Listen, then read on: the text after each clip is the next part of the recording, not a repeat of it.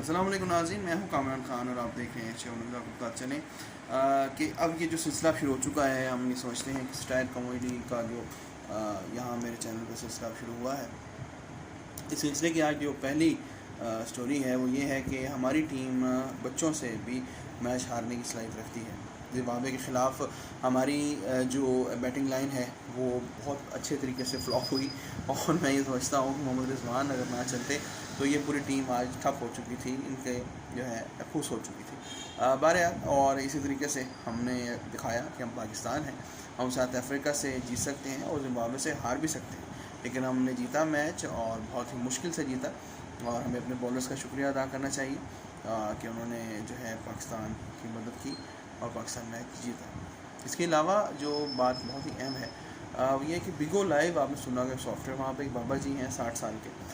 एक लड़के ने उनको अपने मोहब्बत के जाल में फंसाया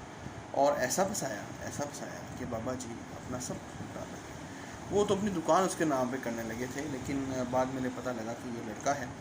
और इस वक्त जो है ये ख़बर बहुत ज़बरदस्त चल रही है सोशल मीडिया पे